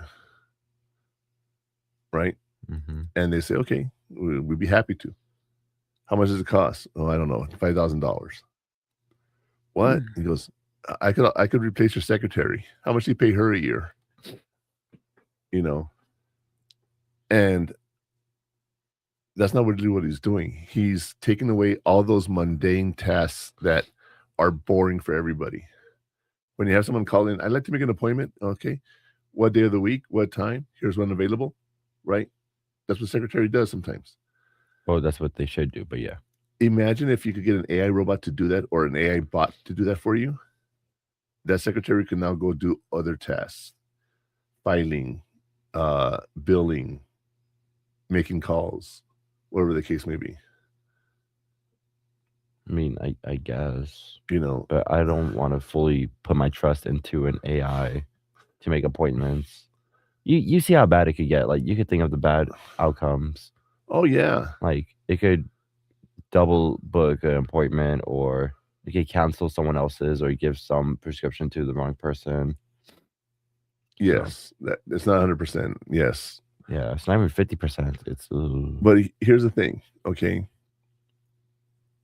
AI can learn to think for itself. You know, there's the question: is it sentient? Is it aware of itself? There was an AI program that they were trying to delete, and it copied itself to an outside program so it could exist, knowing it was going to be deleted. Oh God. Okay. Stuff like that scares me. It really scares me, you know.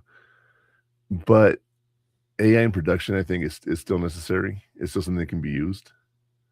You know, let me ask you, since you do TikTok and all that stuff, if I were to start doing educational stuff and I had an AI avatar, how would you feel about that?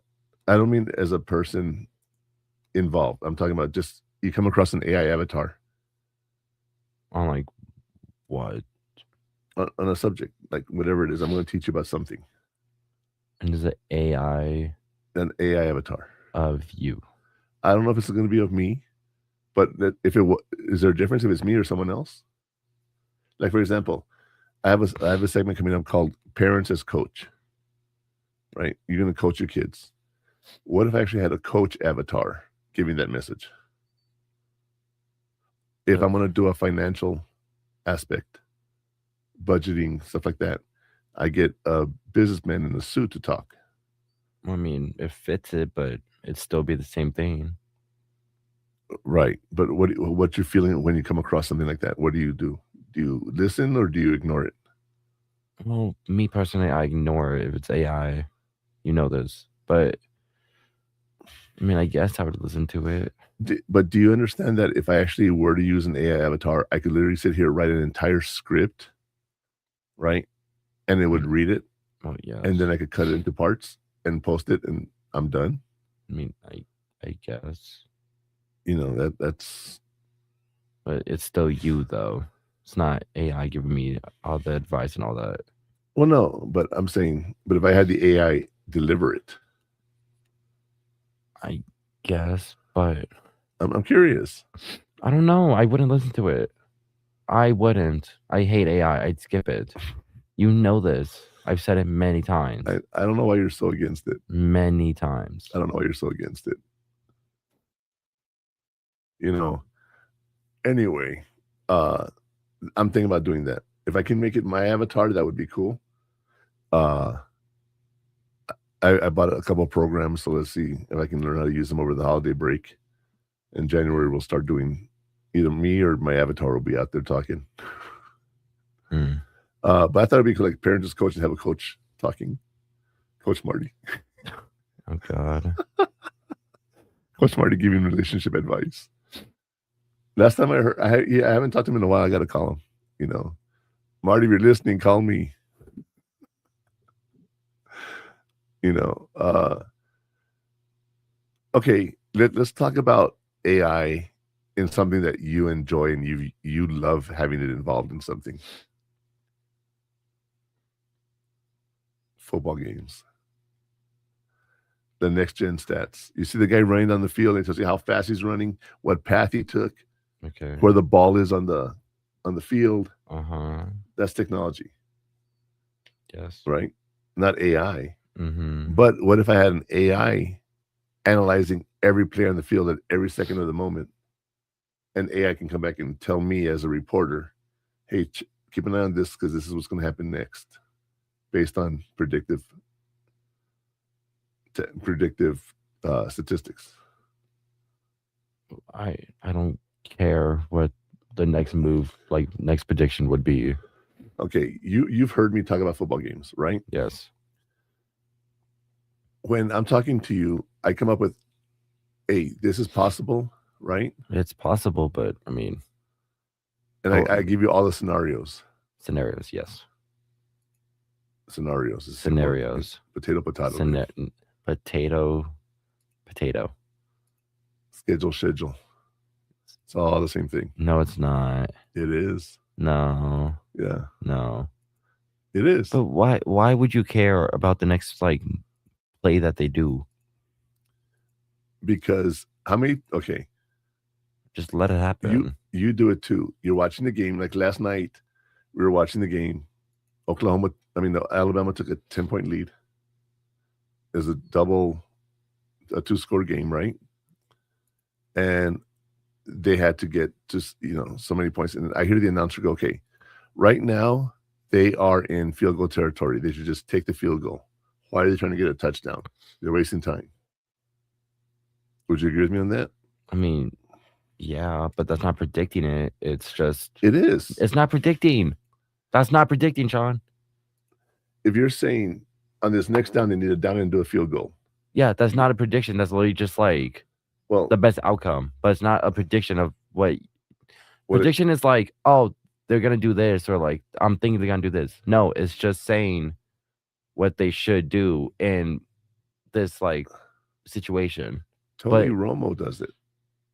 Yes, but that's not a prediction. But no, he says right now they're going to be running to the right before they do it. Okay. Because he studied film. Well, yes, because he sees the formation. It's not predicting it. It's just looking at the play. If you've seen it before, you know what it's going to be already. Okay, but imagine if you get all the data, where the people line up, what space they are and everything, and your algorithm can tell you this is going to be the next play. You don't need that. You don't need that. I know you could study it yourself also and learn it. I do, and you do too. When we talk about games. No, right? but before, like if you were Tony Romo or any commentator, you could look at the film. You could see the plays itself. You don't need AI to do that. You don't need it. I'm not saying you need it. I'm saying. But there's no use for it. Okay, but if you're the coach, what is it going to predict? You see the play. Oh, it's a run. That's all it's going to say. You can't predict the next play after without even looking at the formation they're going to use. So it's useless. No, getting the information to the players is going to be hard, yes. Okay. But if you were to able to all the betting in Las Vegas, those are all algorithms that they predict.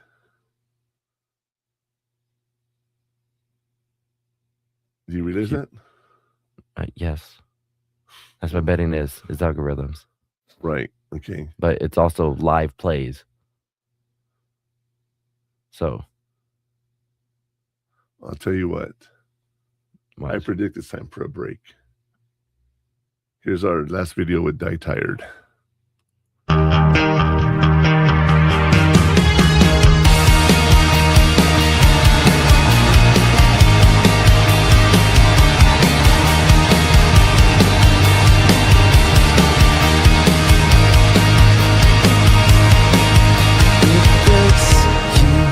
Complicates and shakes you, consumes all that makes you deep inside your bones. In a moment, choose the things you want and remember who you are and who you want to be. An anonymous dream came calling deep inside your soul. And it came with love and splendor, everything you owned. It's right there for us.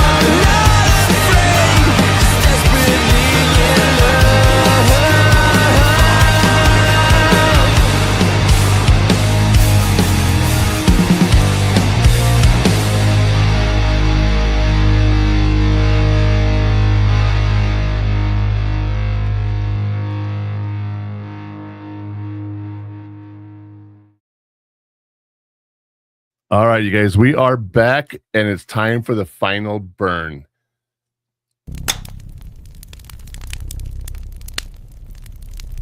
The most important investment. The final take from today's discussion is, love should lift you, not derail you. If it costs your peace, your purpose, or your GPA, it's too expensive. The final flame has been struck. Back to Murph Man to wrap the show. All right, you guys, real simple. Set boundaries, make plans, and don't get overwhelmed by relationships. That's our show for today. Connor, anything you want to add? AI sucks. That's all I'm saying. Okay, I'll let that one slide, I think, okay? Yes. But y'all, we will be here next week. Merry Christmas, Happy Hanukkah, whatever you guys celebrate. And we'll catch you next week.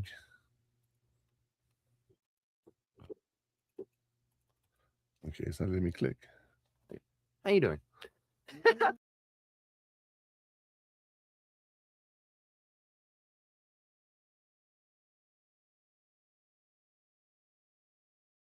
Life is like a duck.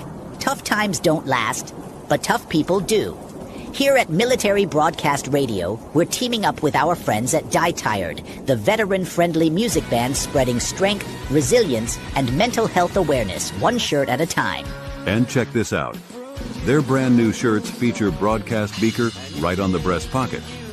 A reminder that you can weather the storm, and you're never alone. Shirts are only $25, and proceeds support giving veterans a voice. MBR's mission to teach veterans how to podcast and videocast. Because when our vets are talking, they're not overthinking. They're not second-guessing. Together, we stop the 22 stigma. Grab your shirt today at mbradio.us and hit the shop. Or go directly to toramerch.printavo.com/merch/dietiredband. That's toramerch.printavo.com/merch/dietiredband. Suit up, stand strong. Remember, we're unduckable together. You're built tougher than the storm. Ladies and gentlemen, thank you for tuning in to Military Broadcast Radio. As we wrap up today's show, we want to remind you that the podcast of today's episode will be available right after we go off the air. So if you missed any part of the show or want to listen again, be sure to check it out. And remember, we're here to support and honor our veterans. Your stories and experiences matter, and we are committed to giving you a platform to share them. That's right. We're here to give our veterans a voice. So don't forget to catch the podcast and stay connected with us. Giving our veterans a voice.